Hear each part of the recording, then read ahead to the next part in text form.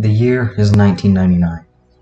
That sentence brings me back to my senior kindergarten class when I was 5 years old, where we used to read out the date on the blackboard every single day. The year 1999 exists as a stain in my mind, however, as a memory that will not go away no matter how I try to forget it. 1999 marked the year I lost my first tooth, my first time on a plane, and unfortunately, the early loss of my childhood innocence. That one memory that refuses to be wiped. It all started with that new, or old, TV. At the time, Pokemon was the latest fad to hit the school. Pokemon cards, games, stickers, and the most popular, TV show. So, of course, every time I came home from school, I would stay glued to the TV until Pokemon came on at 5. The only problem was that my dad watched the news at 5:30, and Pokemon episodes were back-to-back, which meant I had to miss an episode every day, something I whined on and on about. My dad got tired of hearing me complain every day. That must be why he went and got another TV. My dad put the TV he bought in my room. Fortunately, it was just an old, small boob tube with rabbit ears even. It also only had 20 channels available, not including the channel Pokemon was on. I recall I didn't care though. That's just thrilled I had my own TV in my own room. After surfing through the channels, I came to the television that only Channel 2 TVO Kids was worth watching, so I watched that for a while. It wasn't for another few months until I discovered Channel 21. One day, in April, I was flipping through the channels, trying to see if Pokemon was on. I pressed Channel 21 in the remote, hoping there would be more channels, and to my delight, there were. My dad was surprised too, but he let me watch it because it seemed to have kids' programs on it. The children was called Caledon Local 21, and later I found out it was indeed broadcast from the town of Caledon, Ontario, a town very close to my city. The shows that I saw on Caledon Local 21 looked poorly made, and I never understood what was going on in them half the time. However, as I grew up, every time I've thought of that channel, I realized more and more how messed up the shows were, and I had to ask myself, what was I thinking? The following is a list of shows and episodes I remember seeing on Caledon Local 21. How I remember such detail even disturbs me, but I guess things like this stand out in your mind for a while. The channel only ran a few shows, probably because it was only operational between 4 p.m. and 9 p.m. April 1999. Mr. Bear's Cellar, Episode 12. Very sketchy name if you were to look at it nowadays. The show featured a guy wearing a bear mascot costume who got a new visitor in his cellar every day. It was always a kid. The show was filmed with a camcorder, and not a very good one either. The police asked me a lot of questions about this show. The episode started with Mr. Bear sitting at a table playing checkers by himself. He sat there playing for a bit until there was a knock on the door. The camera was then looking up the stairs at the door, where there was another knock. Mr. Bear climbed the stairs and opened the door to reveal 2 young children. One was a boy about my age, and the other was a girl who looked about 8. Mr. Bear danced in delight, and then started talking to the kids. I couldn't hear any of them that well. I remember Mr. Bear then led the kids into the cellar, which was quite dark, only lit by a small oil lamp on the table. I can't really remember that much anymore, except him singing a song which I couldn't hear too well, probably because of the large bear mask. The episode ended with them playing hide-and-seek with the kids hiding in a closet and Mr. Bear counting. May 1999. Soup and Spoon. I don't think it was even a show. I think it was more of a special movie thing. All I know is I stopped watching Caledon Local 21 for a while because I thought this show was too stupid. Especially since Pokemon now came on at 4:30 and 5. I don't remember much of this, but it showed a can of soup and a spoon, both attached to strings, swinging back and forth, as if someone was holding them and dangling them in front of the camera.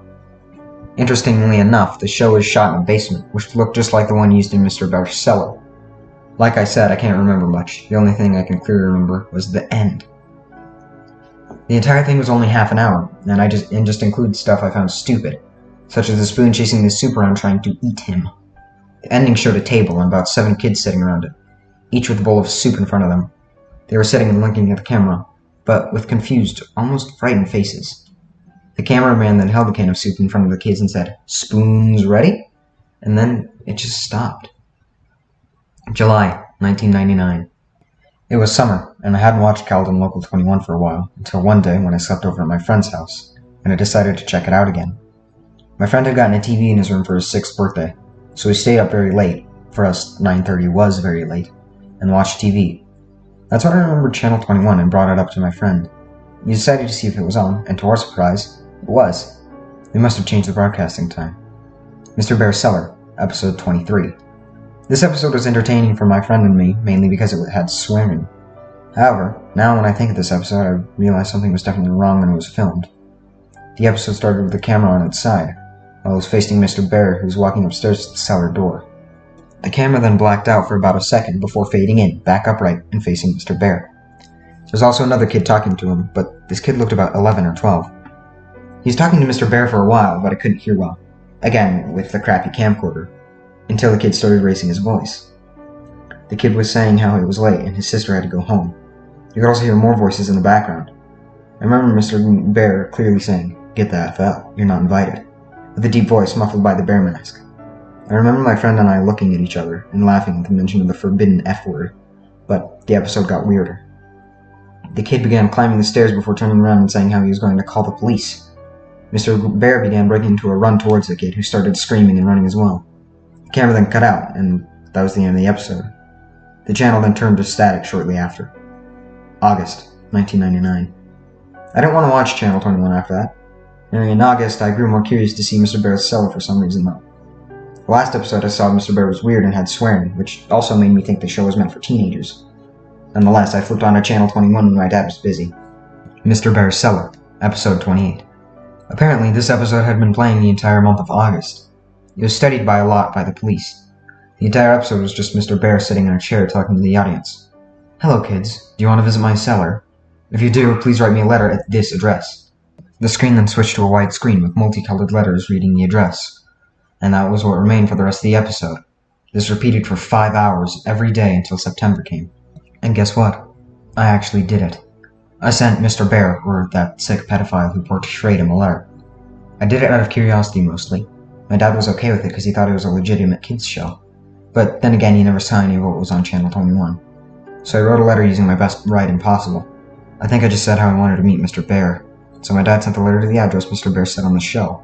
It stayed on all day anyway for some reason. It took about a week to get a response, which I was surprised I did. I still have the letter I received on August 15, 1999. The letter read, "Dear Elliot, thank you ever so much for your letter. I would love to have you play in my cellar. We play games, watch movies, and go fire camping in the middle of the woods. Come to my house at," the police cut out his address, "Caledon, Ontario, Canada. I look very forward to having fun with you. Love, Mr. Bear." I can't believe my dad never found this sketchy, because he actually took me to the house. And then that's when the police came involved. Those endless questions, those pictures of terrified kids, the woods. That brings me to why I'm writing this blog. That psychopath and his friends did some screwed up crap back then, and now it seems he's trying to get into contact with me again. The entire police thing is coming back. That has brought 1999 back to me. Over a decade later, it's happening again. Update, November 14th, 2009. People have been emailing me, asking what exactly happened in 1999. I'll get to that. Those weird TV shows I was watching apparently were meant to attract kids to Mr. Bear's house. What Mr. Bear did shocked the entire town. My dad actually drove me to Caledon along with the address Mr. Bear left on the letter.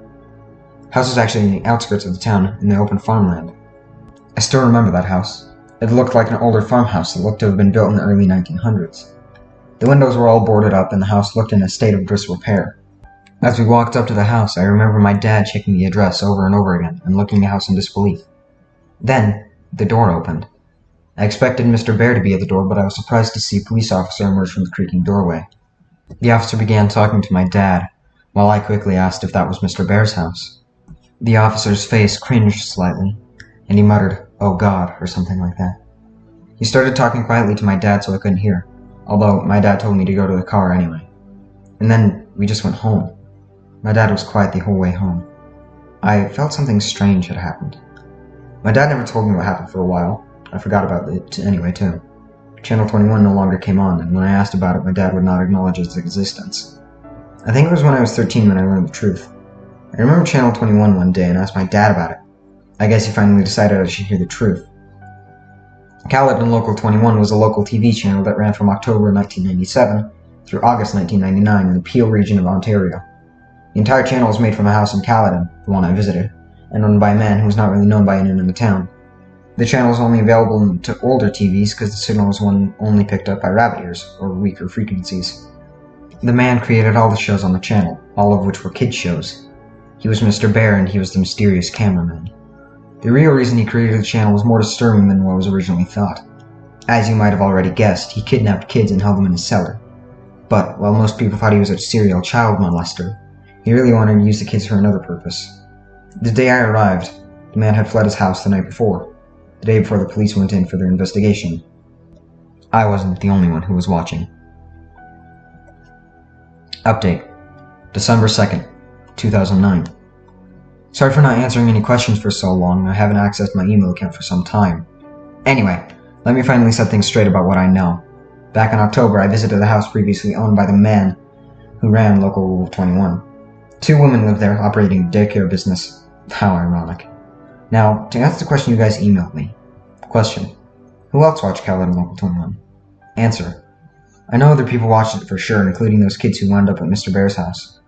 After some Google searches, I found a few people in Neo-Seeker forums who were discussing shows from Khaled and Local 21. They talked about the 2 shows I watched, and also another 2 shows I had never seen before. A user named I Am Real Life seemed to know all the shows that were broadcast on Channel 21. Here are the 2 I've never heard of. The Fallen Angel and Life. I Am Real described it as a fairly boring show about a guy rambling on and on in front of the camera about how we must please Satan and appease him before it is too late. Paint with the Soul. I Am Real Life and another user called Siggy92 were discussing this show. They described it as Blair Witch-like, as it consisted of the cameraman wandering around the forest at night, doing nothing particularly interesting. I'll go looking for the conversation and see if I can get the link. Question.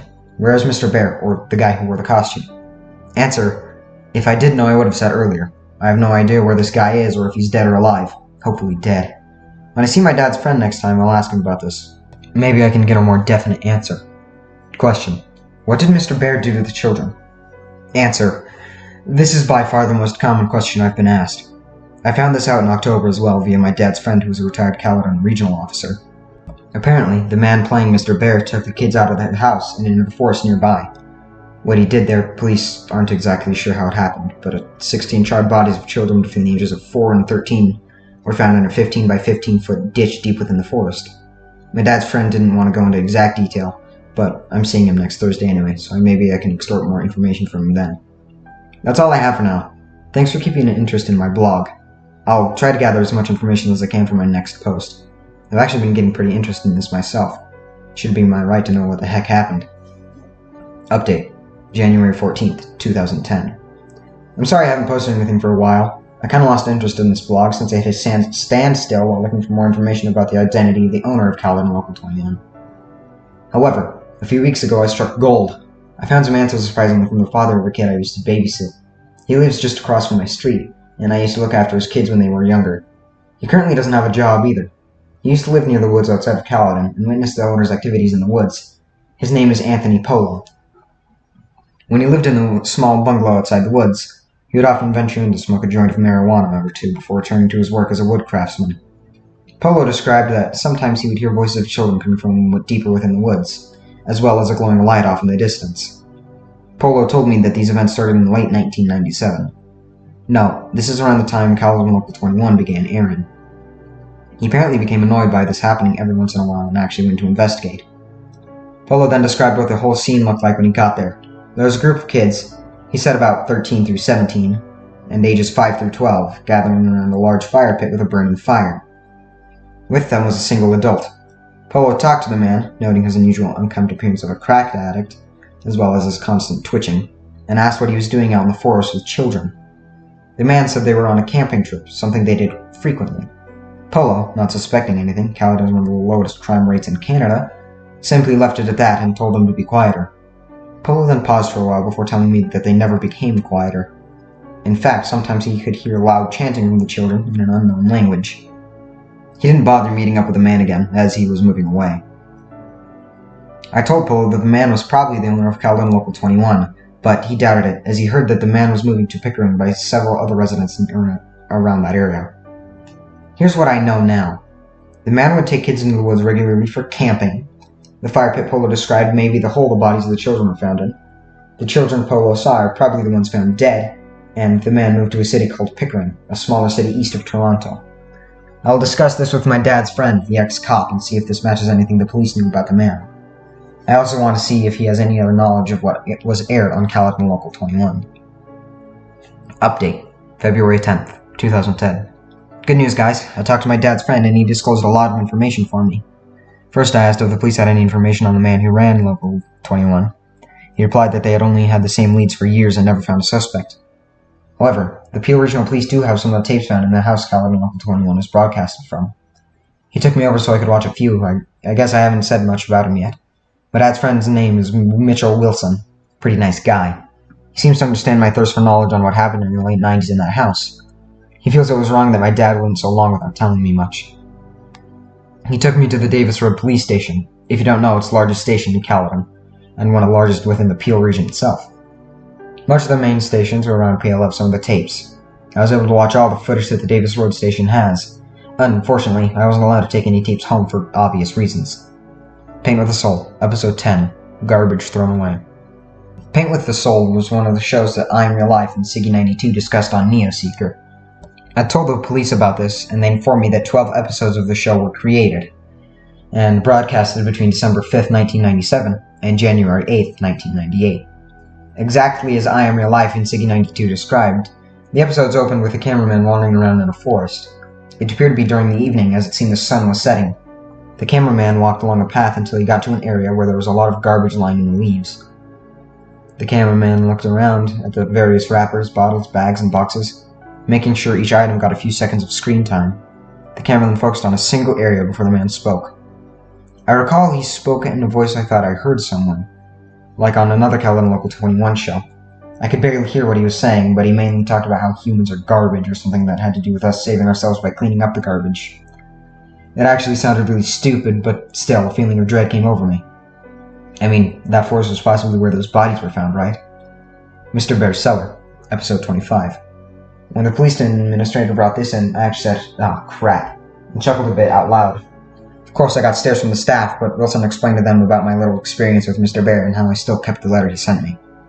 Like the previous episodes, this one included a guy wearing a bear mascot costume. The episode began with Mr. Bear waddling over to his cellar door with a bottle of orange juice in his paws. On the ground were 16 shot glasses, as well as a small bottle that contained an unknown liquid. Mr. Bear poured an equal amount of orange juice into each glass before opening the smaller bottle and depositing one drop into the glasses. Mr. Bear then went off camera. There were some minor sounds such as shuffling, and then Mr. Bear emerged from behind the camera's location.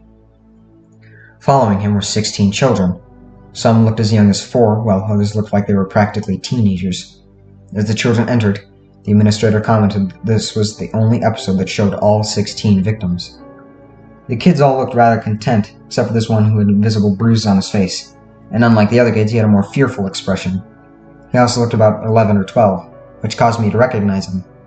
He's the kid who asked about his sister, and subsequently met an unknown fate at the end of episode 23, the one episode I watched during July of 1999. When I told the administrator this, he confirmed it was the same kid. He was also featured in episode 24, an episode that only aired once at 3 o'clock in July 1999. The police still haven't found this tape. Mr. Bear then broke into song, singing about circus fruits and how good vitamin C was for you. I could barely hear the lyrics as they were muffled by the bear mask. The kids all drank their juice, the one from episode 23 doing it rather reluctantly, and then the episode ended. After viewing the tapes in possession of the Davis Road Police Station, I'm satisfied, but only temporarily. I still want to know the full story.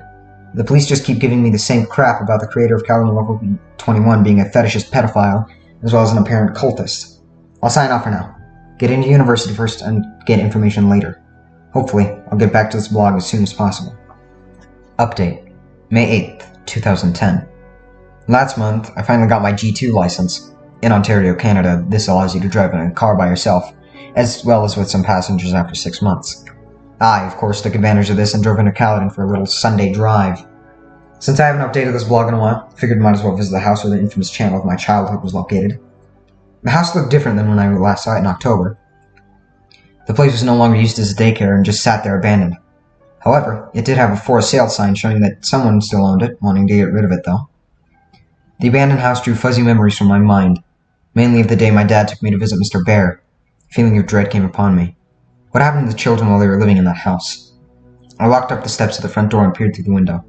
Inside, I could see a nearly empty hallway with a few boxes at the end. At the end of the hallway to the right was an open doorway, presumably leading to the kitchen. To the left were 2 other doors, both apparently leading to the rooms visible through the windows outside. I wondered where the cellar entrance was located and whether it had been sealed up. I walked around to the back of the house and found my answer. 2 wooden doors lying at an almost flat angle were padlocked shut. This had to lead to the cellar. Not wanting to hang around, you can't imagine what was going through my mind at the time. I left. Behind the house, the empty field continued on until I reached a dense forest that lined the horizon. I wondered if that was the forest where the bodies of the children were found. I thought to myself, why not, and proceeded to walk across the field behind the house into the forest. The forest was oddly quiet, save for the few periodic sounds of a woodpecker drilling into a distant tree. I cautiously made my way deeper into the woods, not really caring about the fact that I had no idea where I was going. I don't know how to explain it, but it felt like there was something I had to find. I came to a thinner part of the woods and a few small houses in the distance. Polo's house crossed my mind, and I wondered if one of those homes had belonged to him. I neared a small clearing in which I could see 3 adequately sized logs gathered around a black, charred area, showing a small fire had been there recently. "Hey, get out of our fort!" The woods nearly gave me a heart attack. I turned to my left and saw 2 dark-clothed people running towards me. My initial thought was to run. However, as they came closer, I saw they were really just kids in their early teens, maybe 13 or 14, maybe even 12. As they approached me, they realized my size as well. I'm 6'1", while they could have been no bigger than 5'8". One might have been 5'7". He said, "Get out." The larger one, who was wearing a Slipknot shirt, half-heartedly. I stood my ground and shrugged. The shorter one, who was wearing a Metallica shirt, swung out a butterfly knife and held it in my direction. "No, you wouldn't want to," I said in a deep, serious tone, trying to sound as badass as possible. I pulled out my cell phone. The 2 kids withdrew, the one in the Metallica shirt putting away the knife. "Look, dude, we don't like people in our fort, so you can just go," the one in the Slipknot shirt said, obviously intimidated. I had no business in the forest anyway, so I uttered out a simple "fine" and turned before I realized I had a great opportunity. "Did either of you hear of a guy who murdered a bunch of kids in these woods about 13 years ago?" I asked the kids. The 2 looked at each other in confusion, before the one wearing the Metallica shirt answered. "Yeah, everyone knows about that guy," he said to me as if I was stupid. The kid in the Slipknot shirt continued. "He still lives around here in the storm drain. My big brother's friend says he saw him in a bear costume once, wandering in the forest at night." My instincts told me that this was probably a lie, and the owner of Calvin Local 21 is probably long gone, only existing as folklore in this smaller, isolated community. However, as a human, the thought of the mysterious unknown sparks interest within. "And where is the storm drain?" I asked. Just out of curiosity, I don't actually believe the kid's story. The kid in the Metallica shirt stared at me for a few moments, his eyes seemingly full of annoyance yet curiosity for me. "You're not from around here, are you? Why'd you even come here?" Now, I do admit I was slightly startled by the nature of his question. However, I figured I might as well explain why I was there, just in case people mistook my intentions. I told the 2 kids about my experience with the man in Local 21, and that I had to come to maybe seek out some sort of closure, although even I wasn't exactly sure. The kids seemed familiar with the channel as they smiled and looked at each other when I mentioned it. They also became more understanding and gave me a detailed description of how to get to the storm drain. Shortly after, I decided to just turn around the way I came and head back to the house, leaving the kids at their fort. By now, you're probably wondering why I left out such detail about what the kids told me just now. It's because I'm choosing to conclude what I have gathered now. Here's what the kids told me in detail. The storm drain lies ahead of the kids' fort, the same direction I was heading. The drain ends at a small river where access water is drained out. Here is a small playground. The kids told me people rarely use it. The man supposedly lives in a large pipe that rainwater drains out of. People have seen him, although always either wearing a bear mask or the mask in a full-body bear costume. No, I don't believe this is true, and in fact simply a myth made up by the residents of Caledon. The story doesn't seem plausible in any way. Why did no one call the police? Didn't the guy look suspicious? And other questions like this leave the story invalid. I may visit the storm drain, not because I believe the story, but because I want an excuse to visit Caledon again, so this blog doesn't die. With no more tapes to watch, I don't know what to talk about anymore. Thanks for continuing to support me and my blog. I know many are looking forward to more information about what happened in Caledon during the year 1999, and I'll do my best to continue my research into the topic. Elliot out. Update. October 7th, 2010. Wow. Nearly 5 months since I last updated. I'm guessing everyone pretty much thinks I was dead, right? Thankfully, I'm not. But in all of my seriousness, I really have been busy these past 2 months. and a blog about something that could have killed me as a kid is a little low on my current priorities list. As of now, I'm living in Waterloo, Ontario, attending the University of Waterloo for Computing Engineering. Yeah, I'm a keener. As you can imagine, engineering is no walk in the park, so obviously I nearly forgot about this blog. But as you can see now, I am back. I remember to visit the storm drain the kids from the Caledon Forest told me about. It was out in a clearing behind the wooded area, nearby a marsh. Unfortunately, I found absolutely nothing, save for a turtle that retreated into its built-in home when it saw me. I snapped some pics of the pipe, which I posted as well. Also, let me tell you, it was not a storm drain like they said. What it was a simple pipe, possibly to channel access water from the marsh. When I returned from Caledon, however, I simply kept putting off uploading everything until I forgot all about the blog. It just didn't seem important anymore. Please forgive me. It wasn't until only recently that I am not interested in my case again. On September 10th, I received an email from this email address, returnthebee@hotmail.com. Funny, am I right? Well, it gets better. I'm going to copy and paste the exact email this guy sent me. Dear Elliot, my dear boy. I see this story may or not be true, but it could happen. There are many slots for airtime. If you have money, you can have a public access TV channel. Some public access channels share airtime like EWTN, a religious-based channel set out of Michigan, that shows Catholic-based programming but during off-air hours have independent shows or just blue screen. Cable networks have empty channels available for rent space, so the scenario of a pedo renting a channel on basic TV is not far-fetched at all. However, public access TV is widely reviewed and can be terminated at any time. These are the rules for the United States, not for Canada where the story took place. So, if this happened in the US, the pedo would be tracked and arrested immediately. Yes, this story could happen, but it is unlikely. 100 fuzzy hugs, Mr. Bear.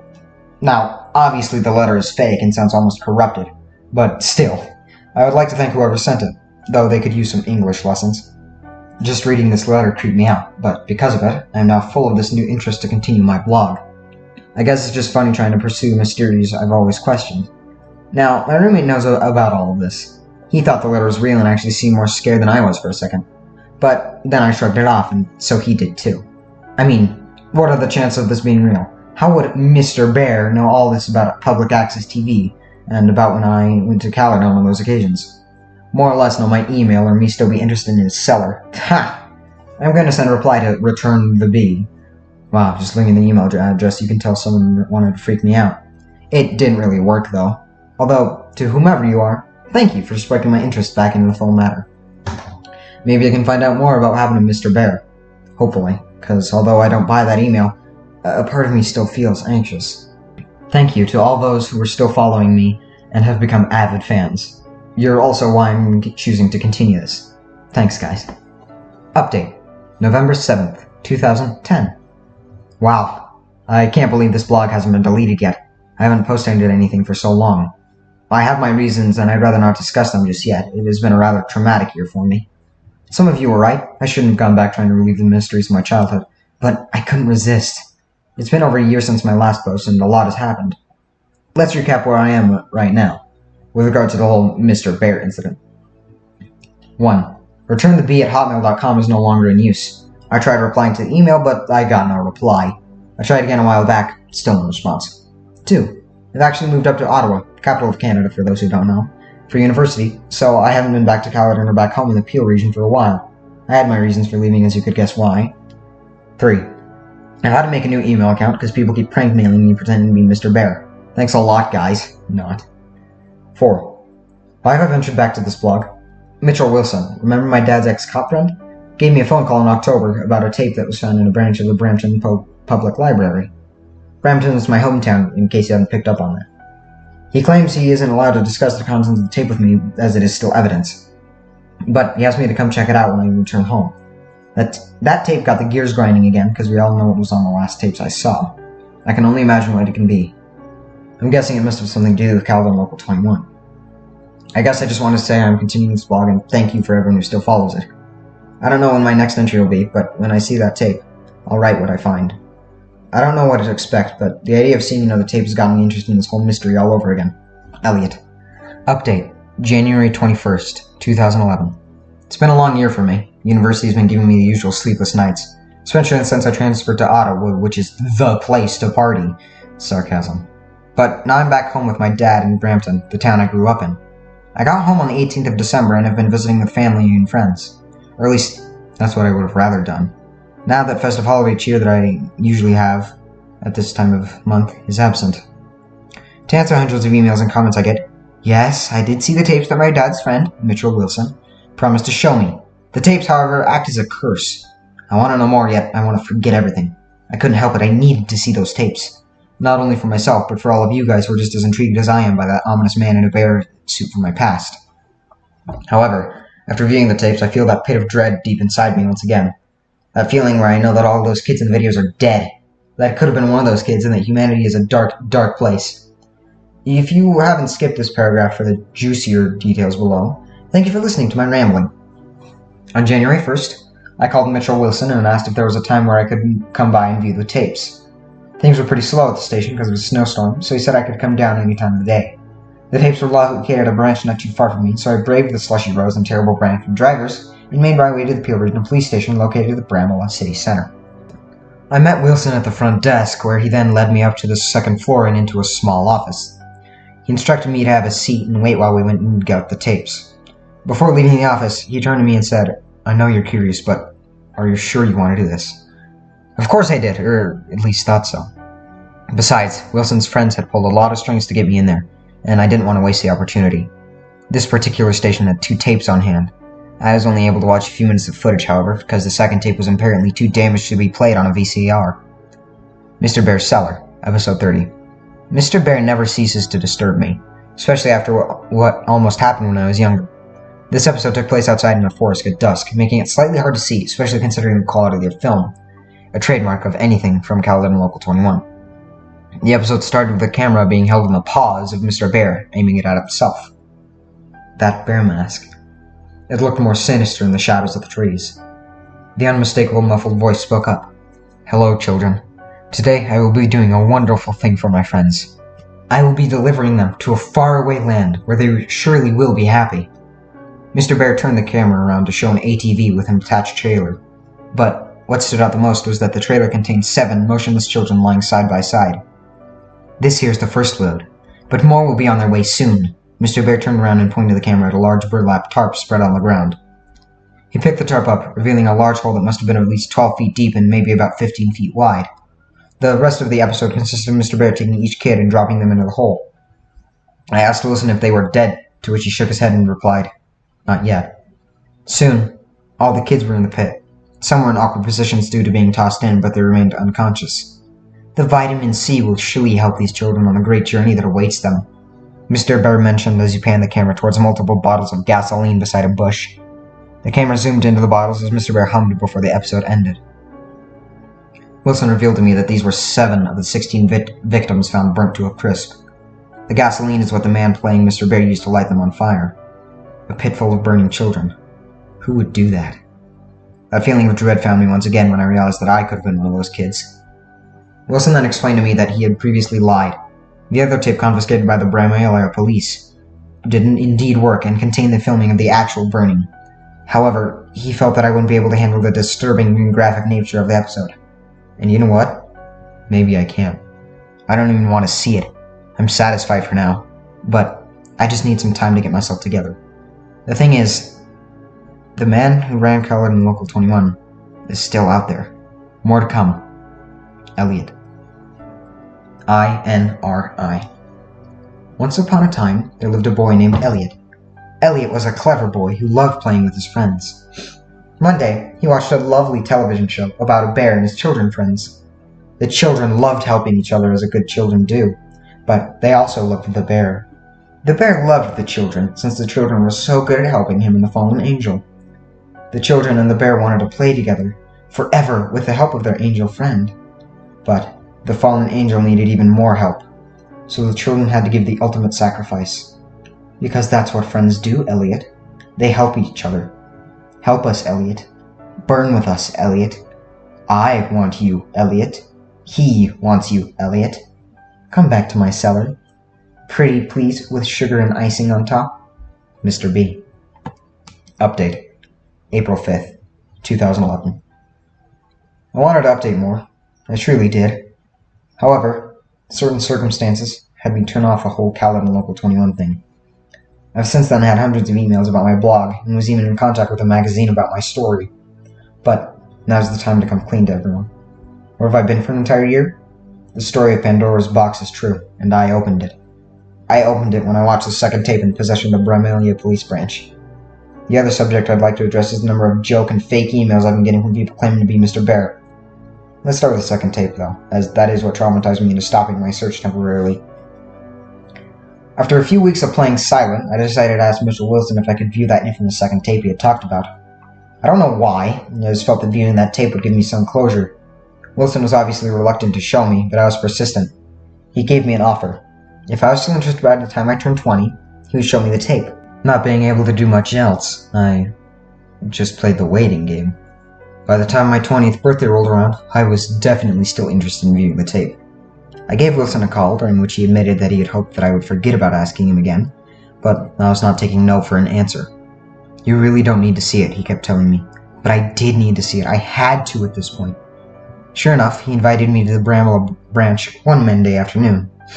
Having watched every Saw film and a video of animal slaughterhouses in my ethics class, I was sure to be able to handle whatever the tape would throw at me. How naive I was. Mr. Bear's Cellar, Episode 31. When Wilson went to collect the tape from evidence, the officer in charge of the evidence room shook his head at me, his face saying, "What are you doing?" Wilson explained that this tape includes the last known episode of Mr. Bear's Cellar. I rightfully assumed that I would be seeing the fate of the children and began to feel a sense of dread. The episode opened inside a forest, the usual one from the previous episodes. This fact took me a while to realize because it was night. The trees and leaves just looked like shapes dancing around in the darkness. A faint glow of light was present on the right side of the screen. There wasn't any apparent audio, it seemed to be windy, yet the trees weren't making any noise. Slowly, the camera began to pan towards the glow, revealing smoke rising from a hole with the tips of flames peeking over the top. Wilson paused at this point. "Are you sure you want to see this?" he asked me. I insisted on it, even though a voice in my head was telling me not to. The video continued. The cameraman moved towards the house, showing a pile of fire. This was the hole that I had seen in the previous episode. Only this time it was filled with shapes. I could see shapes moving around, fluttering, flailing, some motionless. I knew perfectly well what they were. The camera began to adjust to the light and burning flesh. Red, black, a blur of surreal movement and colors. I wish I could forget what I saw, but you can't forget a scene like this. This wasn't a horror movie, this was reality. Human beings were being killed in a horrifying way. A fate that I could have potentially met. The video suddenly cut to dawn. The camera now positioned farther away from the hole. The fire was out, however there was still smoke rising up. A figure was up ahead. I recognized it right away. The Mr. Bear suit was laid out on the ground, empty. It looked just as unnerving. The suit was laid out in the shape of a cross. The cameraman did a lap around the suit, treating it like a treasured artifact. Placed at the head of the suit was a sign. In bold red letters, INRI was printed. The cameraman moved to the back end of the suit, zooming in on the bear's face. The episode finally ended. I was speechless. It was like a dream. You can find a lot of terrible things on the internet, but I'd never seen anything like this. Wilson asked if I was okay, and I replied with a shaky yes. I assured him as we left that I was fine and that the video gave me some closure of the whole incident. He didn't seem too confident in me, but he left it at that. He was right, though. I had nightmares for weeks. I gave up. I didn't care about the whole thing anymore. A sick man burned a bunch of kids alive, tracking them with a fake kids' TV channel. I could have been one of his victims, yet I'm still here. I suppose I should be grateful, but I feel guilty. Am I still only here by pure luck? 10 months later I'm back, but now I need to address something else. My email has been flooded with messages. Some people ask for more details, some ask if I can upload the tapes. Some people email me claiming to be Mr. Bear. First, I can't get the tapes uploaded as they're A, in police possession as evidence, and B, I have no idea how to transfer VHS onto a computer. As for people pretending to be Mr. Bear, you're not fooling me. When you have dozens of people pretending to be the same person, it does not work. I've even seen a fake Calvin Local 21 YouTube channel, which is cute, but still not real. Even more annoying is the fact that someone hacked my account just to put up some demented poem about me on this blog. I'll leave it in the entry above this one, just to show you guys. I've contacted my webmaster about the entry and was told that it was posted on Halloween. Ooh, spooky! Attached to the email paintwithb@aol.com, which I assume is another joke email. I'm over episode 31 now. The images of what I saw will stick with me for a while, but I want to do one last hurrah. I'll get into contact with Mr. Wilson again and hopefully get set up with the tapes in the possession of the other Peel Branch police. I'll try to update you guys as soon as I can. I'm sure this won't take as long. Thank you to everyone who still reads this. Elliot. So, thanks for watching the video, if you're still there. I mean, I don't know, I'm pretty sure 90% of you dropped out within the first 5 minutes because I'm really bad at this. Anyways, I've decided I'm going to turn this into kind of a series, I guess. First video was the rake, that one was really low quality, but I'm trying to make them a little better, trying to put a little more effort in them. I don't really have much to say, but thanks if you're here. I hope you liked it. That was 1999. Great creepypasta, by the way. I love it. Amazing. I guess that's kind of it.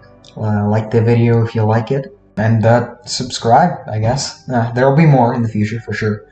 This is just the beginning, so kind of rocky uploads. It'll be on and off. But that's it. Check out my other videos. Yada yada yada. Like, subscribe, and goodbye. Have a good day.